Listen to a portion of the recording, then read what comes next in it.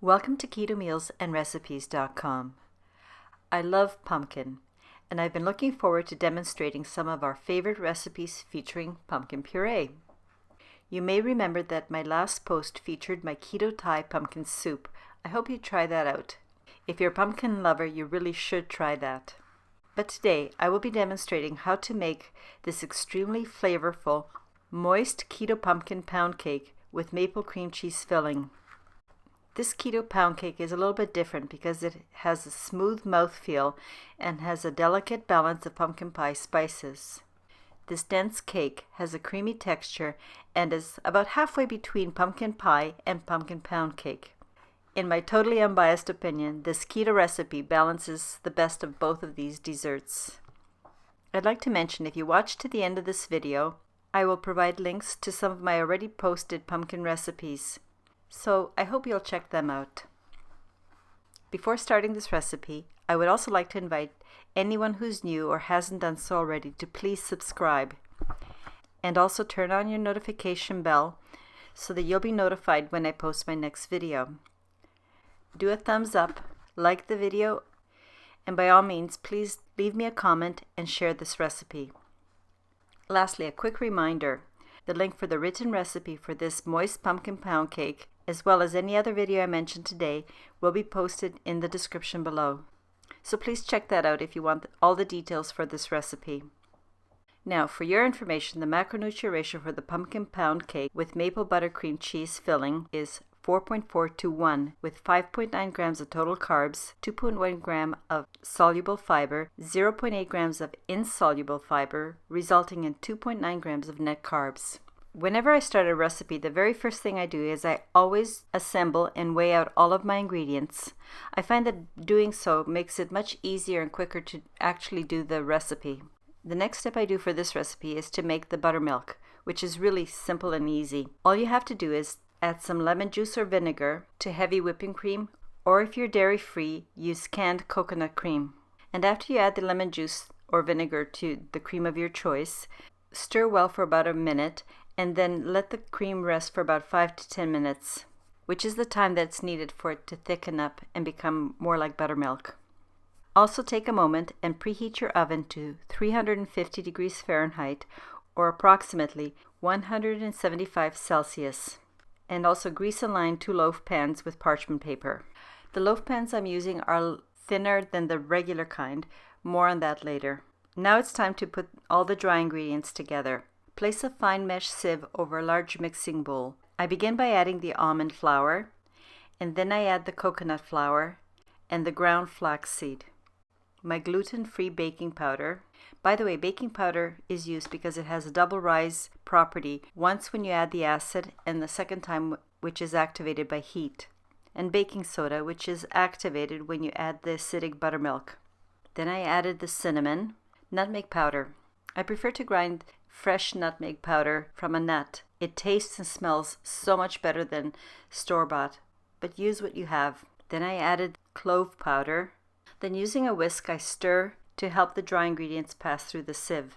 A good reason for doing this is because it helps to aerate the dry ingredients and make them lighter and fluffier. I usually pass all my dry ingredients through a sieve when I'm baking because nut flour and seed flour tend to be denser and clump more because of the higher oil content than wheat flour.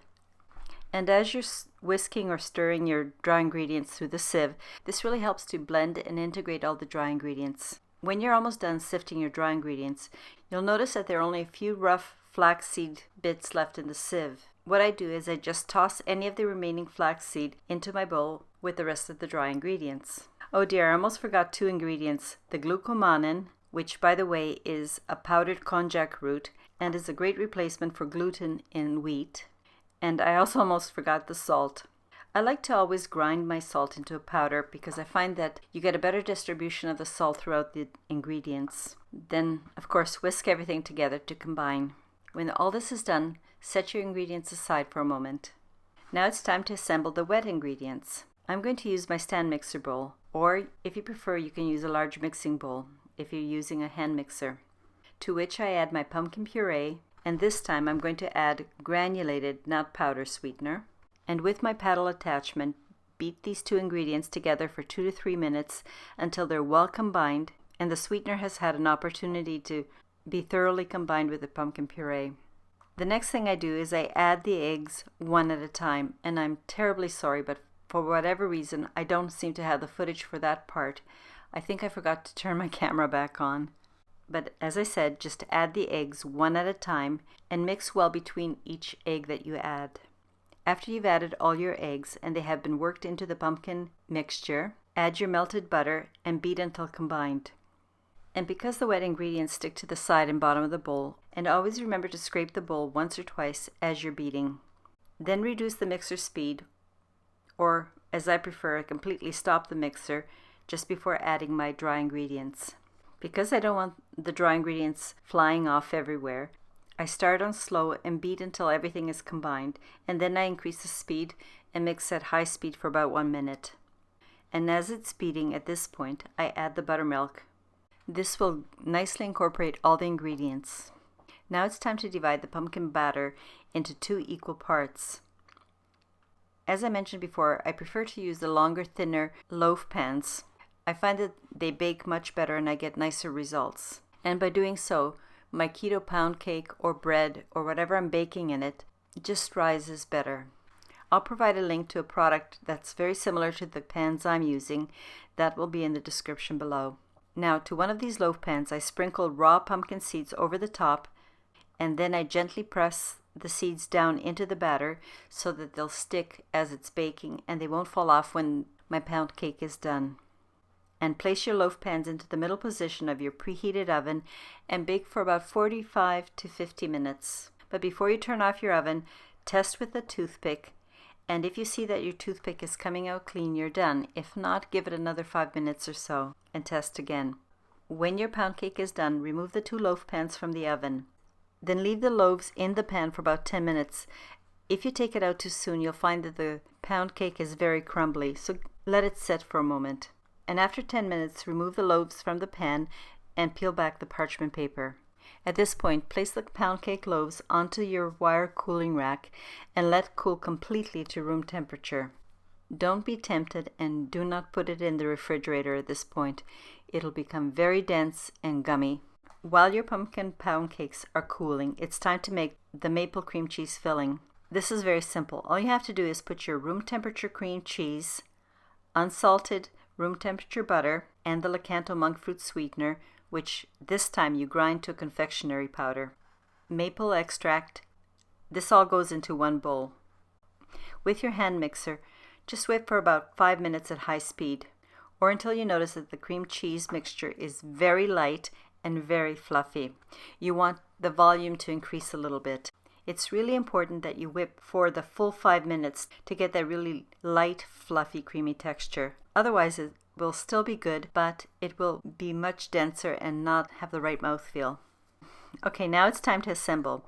So place your layer, the one without the pumpkin seeds, on your serving platter. This will be the bottom layer. Then spread your maple cream cheese filling on top. And do try to make the cream cheese layer as even as you possibly can, both in the middle and right to the edges. And now place the other loaf, the one with the seeds, on top of the cream cheese. If you notice that there's a bit too much cream cheese and it's peeking over the edge of the bottom layer, just take a knife or an offset spatula and just gently glide it along the edge and remove the excess.